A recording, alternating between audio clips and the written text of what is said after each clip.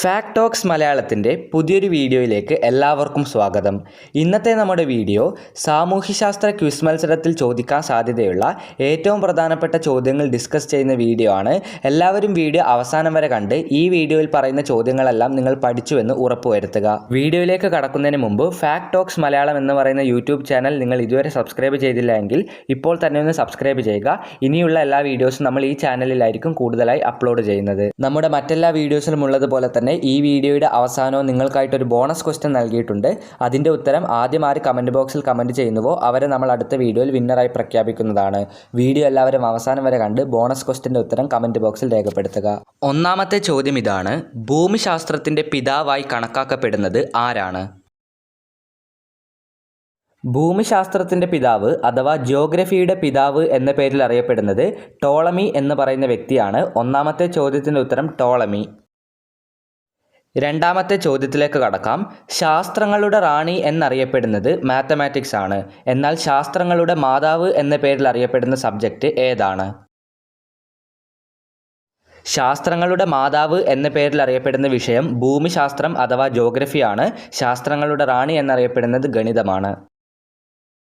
വീഡിയോയിലെ മൂന്നാമത്തെ ചോദ്യം: ധ്രുവങ്ങളിൽ അല്പം പരന്നതും മധ്യരേഖാ പ്രദേശത്ത് അല്പം ചീർത്തതുമായ ഭൂമിയുടെ ആകൃതിയുടെ പേരെന്താണ്? ചുരുക്കത്തിൽ പറഞ്ഞാൽ നമ്മുടെ ഭൂമിയുടെ ആകൃതിയെ വിളിക്കുന്ന പേരെന്താണ്? നമ്മുടെ ഭൂമിയുടെ ആകൃതിയുടെ പേരാണ് അഥവാ നമ്മുടെ ഭൂമിയുടെ ഷെയ്പ്പാണ് ജിയോയിഡ് എന്ന് പറയുന്നത്. ഈ ജിയോയിഡിനെ പറ്റിയാണ് നമ്മുടെ ചോദ്യത്തിൻ്റെ ആദ്യത്തെ ഭാഗത്ത് പറഞ്ഞിരിക്കുന്നത്. വീഡിയോയിലെ നാലാമത്തെ ചോദ്യം: ഭൂമിയുടെ പുറംപാളിയായ ഭൂവൽക്കത്തിൽ ഏറ്റവും കൂടുതൽ കാണപ്പെടുന്ന സംയുക്തം ഏതാണ്? ഭൂമിയുടെ പുറംപാളിയായ ഭൂവൽക്കത്തിൽ ഏറ്റവും കൂടുതൽ കാണപ്പെടുന്ന സംയുക്തമാണ് സിലിക്കേറ്റ്. സിലിക്കേറ്റ് എന്ന് പറയുന്നത് ഒരു ടൈപ്പ് ഓഫ് മിനറൽസ് ആണ്. സിലിക്ക, ഓക്സിജൻ എന്നീ ആറ്റംസ് ആണ് ഈ പറയുന്ന മിനറൽസിൽ കൂടുതലായും ഉള്ളത്. അഞ്ചാമത്തെ ചോദ്യം ഇതാണ്: ഭൂമിയുടെ അകക്കാമ്പിൽ ഏതൊക്കെ ലോഹങ്ങളാണുള്ളത്? അതായത് നമ്മുടെ എർത്തിൻ്റെ കോറിനകത്ത് ഏതൊക്കെ ടൈപ്പ് മെറ്റൽസ് ആണുള്ളത്? നമ്മുടെ ഭൂമിയുടെ അകക്കാമ്പ് അഥവാ കോറിനകത്ത് ഏറ്റവും കൂടുതലായി കാണപ്പെടുന്നത് രണ്ട് മെറ്റൽസ് ആണ്. ഇരുമ്പും നിക്കലുമാണത്. Iron and nickel. വീഡിയോയിലെ ആറാമത്തെ ചോദ്യം: ഭൂമിയുടെ ഉപരിതലത്തിൽ ഏറ്റവും കൂടുതലുള്ള ലോഹം ഏതാണ്?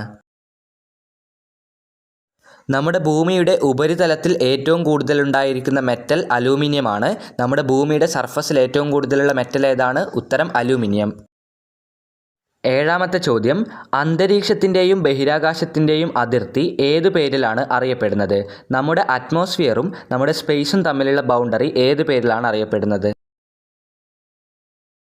കാർമൻ രേഖ അഥവാ കാർമൻ ലൈൻ എന്ന പേരിലാണ് അന്തരീക്ഷത്തിൻ്റെയും ബഹിരാകാശത്തിൻ്റെയും അതിർത്തി അറിയപ്പെടുന്നത്.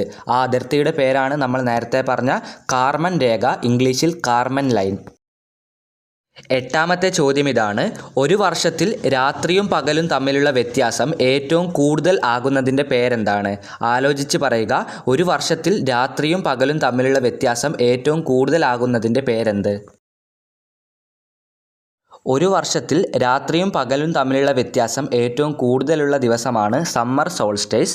നോർത്തേൺ ഹെമിസ്ഫിയറിൽ സമ്മർ സോൾസ്റ്റേസ് ജൂൺ 21-ാം തീയതിയാണ്. സമ്മർ സോൾസ്റ്റേസിൻ്റെ പ്രത്യേകത ആ സമയത്താണ് നമ്മുടെ ഭൂമിയിലെ ഒരു ദിവസത്തിൽ ഏറ്റവും കൂടുതൽ പകലുണ്ടാകുന്നത്, അതേപോലെ ഏറ്റവും കുറഞ്ഞ രാത്രിയും ഉണ്ടാകുന്നത്. അതുകൊണ്ടാണ് അവ തമ്മിലുള്ള വ്യത്യാസം ഏറ്റവും കൂടുതലായിരിക്കുന്നത് ആ ദിവസത്തിൽ. വീഡിയോയിലെ ഒൻപതാമത്തെ ചോദ്യം: ഭൂമിയോട് ഏറ്റവും അടുത്ത അന്തരീക്ഷ പാളിയുടെ പേരെന്താണ്? നമ്മൾക്കെല്ലാവർക്കും അറിയാവുന്ന നമ്മുടെ ഭൂമിയുടെ അറ്റ്മോസ്ഫിയറിക് ലെയർ ആയ ട്രോപ്പോസ്ഫിയർ ആണ് നമ്മുടെ ഭൂമിയുടെ ഏറ്റവും അടുത്ത അന്തരീക്ഷ പാളി. ഒൻപതാമത്തെ ചോദ്യത്തിൻ്റെ ഉത്തരം ട്രോപ്പോസ്ഫിയർ. നമ്മൾ നേരത്തെ പറഞ്ഞ ട്രോപ്പോസ്ഫിയർ എന്ന് പറയുന്ന ലെയറിൻ്റെ തിക്നെസ് ചോദിക്കാൻ സാധ്യതയുണ്ട്. ട്രോപ്പോസ്ഫിയറിൻ്റെ ആവറേജ് തിക്നെസ് എന്ന് പറയുന്നത് 12 കിലോമീറ്റർ ആണ്. ഓരോ സ്ഥലത്ത് ലാറ്റിറ്റ്യൂഡ് മാറുന്നതിനനുസരിച്ച് അവിടെയുള്ള ട്രോപ്പോസ്ഫിയറിൻ്റെ തിക്നെസ് കൂടാനും കുറയുവാനും സാധ്യതയുണ്ട്. വീഡിയോയിലെ 10ാമത്തെ ചോദ്യം: ഭൂമിയിൽ നിന്ന് ഏറ്റവും അകലെയുള്ള അന്തരീക്ഷ പാളി ഏതാണ്? നമ്മുടെ ഭൂമിയുടെ സർഫസിൽ നിന്ന് ഏറ്റവും അകലെയുള്ള അറ്റ്മോസ്ഫിയറിക് ലെയർ ഏതാണ്? നമ്മുടെ ഭൂമിയിൽ നിന്ന് ഏറ്റവും അകലെയുള്ള അന്തരീക്ഷ പാളി അഥവാ അറ്റ്മോസ്ഫിയറിക് ലെയർ ആണ് എക്സോസ്ഫിയർ. മറക്കരുത്, 10ാമത്തെ ചോദ്യത്തിൻ്റെ ഉത്തരം എക്സോസ്ഫിയർ. 11ാമത്തെ ചോദ്യം, ഭൂമിയുടെ രക്ഷാകവചങ്ങൾ എന്ന പേരിൽ അറിയപ്പെടുന്ന ഓസോൺ ലെയർ നമ്മുടെ ഭൂമിയുടെ ഏത് അറ്റ്മോസ്ഫിയറിക് ലെയർ അഥവാ അന്തരീക്ഷ പാളിയിലാണ് സ്ഥിതി ചെയ്യുന്നത്? നമ്മുടെ ഭൂമിയുടെ സർഫസിൽ നിന്നുള്ള രണ്ടാമത്തെ അറ്റ്മോസ്ഫിയറിക് ലെയറായ സ്ട്രാറ്റോസ്ഫിയറിലാണ് നമ്മൾ നേരത്തെ പറഞ്ഞ ഓസോൺ ലെയർ സ്ഥിതി ചെയ്തിരിക്കുന്നത്. 11ാമത്തെ ചോദ്യത്തിൻ്റെ ഉത്തരം സ്ട്രാറ്റോസ്ഫിയർ. വീഡിയോയിലെ 12ാമത്തെ ചോദ്യം, ഭൂപടങ്ങളിൽ തരിശുഭൂമിയെ രേഖപ്പെടുത്താൻ ഉപയോഗിക്കുന്ന നിറം ഏതാണ്? ഭൂപടങ്ങളിൽ തരിശുഭൂമിയെ രേഖപ്പെടുത്താൻ ഉപയോഗിക്കുന്ന നിറം ഏത്? ഭൂപടം അഥവാ മാപ്പിൽ തരിശുഭൂമിയെ രേഖപ്പെടുത്താൻ ഉപയോഗിക്കുന്ന നിറം വെളുപ്പ് അഥവാ വൈറ്റ് ആണ്. 13ാമത്തെ ചോദ്യം, ഭൂമിയുടെ വടക്കൻ ദിക്കിൽ സ്ഥാനം മാറാതെ നിൽക്കുന്ന നക്ഷത്രം ഏതാണ്? ധ്രുവ നക്ഷത്രം അഥവാ പൊളാരിസ് ആണ് ഭൂമിയുടെ വടക്കൻ ദിക്കിൽ സ്ഥാനം മാറാതെ നിൽക്കുന്ന നക്ഷത്രം. 13ാമത്തെ ചോദ്യത്തിൻ്റെ ഉത്തരം പൊളാരിസ്. വീഡിയോയിലെ 14ാമത്തെ ചോദ്യം, ഭൂപടത്തിൽ സമാന്തര രേഖകളും മെറീഡിയനുകളും വരയ്ക്കാൻ ആരംഭിച്ച ശാസ്ത്രജ്ഞൻ ആരാണ്? വീഡിയോയുടെ തുടക്കത്തിൽ പറഞ്ഞ ക്ലാവ് ഡി ടോമളിയാണ് ഭൂപടത്തിൽ സമാന്തര രേഖകളും അതേപോലെ തന്നെ മെറീഡിയനുകളും വരയ്ക്കാൻ ആരംഭിച്ച ശാസ്ത്രജ്ഞൻ. 15ാമത്തെ ചോദ്യം, വലിയ വൃത്തം എന്നറിയപ്പെടുന്ന ഏറ്റവും നീളം കൂടിയ രേഖാംശ രേഖ ഏതാണ്? വലിയ വൃത്തം എന്നറിയപ്പെടുന്ന ഏറ്റവും നീളം കൂടിയ രേഖാംശ രേഖ ഏതാണ്? ഉത്തരം ഭൂമധ്യരേഖ. ഇംഗ്ലീഷിൽ ഇക്വേറ്റർ എന്നാണ് ഇതിനെ വിളിക്കുന്നത്. ഇക്വേറ്റർ ഒരു ലാറ്റിറ്റ്യൂഡാണ്. 16ാമത്തെ ചോദ്യം, ഒരു പ്രദേശത്തിന് ഭൂമധ്യരേഖയിൽ നിന്നും തെക്കോട്ടോ വടക്കോട്ടോ ഉള്ള ദൂരം നിർണ്ണയിക്കുന്നതിന് ഉപയോഗിക്കുന്ന സാങ്കല്പിക രേഖ ഏതാണ്? ഒരു പ്രദേശത്തിന് ഭൂമധ്യരേഖയിൽ നിന്നും തെക്കോട്ടോ വടക്കോട്ടോ ഉള്ള ദൂരം നിർണ്ണയിക്കുന്നതിന് ഉപയോഗിക്കുന്ന രേഖയുടെ പേരാണ് അക്ഷാംശരേഖ. നമ്മൾ ഈ പറഞ്ഞ അക്ഷാംശരേഖ ഒരു ഇമാജിനറി ലൈൻ അഥവാ സാങ്കല്പിക രേഖയാണ്. വീഡിയോയിലെ 17ാമത്തെ ചോദ്യം, ഭൂമധ്യരേഖയുടെ അക്ഷാംശം എത്ര ഡിഗ്രിയാണ്? നമ്മുടെ ഇക്വേറ്ററിൻ്റെ അക്ഷാംശം എത്ര ഡിഗ്രി? നിങ്ങളെ തെറ്റിക്കാൻ വേണ്ടി ചിലപ്പോൾ ഈ ചോദ്യം ചോദിക്കാൻ സാധ്യതയുണ്ട്. നമ്മുടെ ഭൂമധ്യരേഖ അഥവാ ഇക്വേറ്ററിൻ്റെ അക്ഷാംശ എന്ന് പറയുന്നത് 0 ഡിഗ്രിയാണ്. 18ാമത്തെ ചോദ്യം, ഭൂമിയെ 24 സമയമേഖലകളായി തിരിച്ച ശാസ്ത്രജ്ഞൻ ആരാണ്? നമ്മുടെ ഭൂമിയെ 24 ടൈം സോൺസായി ഡിവൈഡ് ചെയ്ത സയൻറ്റിസ്റ്റ് ആരാണ്? സ്റ്റാൻഡേർഡ് ഫ്ലെമിംഗ് എന്ന് പറയുന്ന സയൻറ്റിസ്റ്റാണ് നമ്മുടെ ഭൂമിയെ 24 ടൈം സോണുകളായി ഡിവൈഡ് ചെയ്തത്. 18ാമത്തെ ചോദ്യത്തിൻ്റെ ഉത്തരം സ്റ്റാൻഡേർഡ് ഫ്ലെമിംഗ്. വീഡിയോയിലെ 19ാമത്തെ ചോദ്യം, ലോകത്തിലെ ഏറ്റവും വലിയ സമുദ്രം പസഫിക് മഹാസമുദ്രമാണ്. എന്നാൽ ലോകത്തിലെ ഏറ്റവും ചെറിയ സമുദ്രം ഏതാണ്? അതായത് നമ്മുടെ ഈ ലോകത്തിലെ ഏറ്റവും വലിയ ഓഷ്യൻ എന്ന് പറയുന്നത് പസഫിക് ഓഷ്യൻ ആണ്.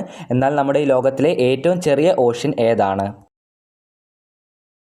അപ്പോൾ ഈ ചോദ്യത്തിൽ നിന്ന് 2 കാര്യങ്ങളാണ് പഠിച്ചത്. നമ്മുടെ ഈ ലോകത്തിലെ ഏറ്റവും ചെറിയ സമുദ്രം അഥവാ ചെറിയ ഓഷ്യൻ എന്ന് പറയുന്നത് ആർട്ടിക് ഓഷ്യൻ ആണ്.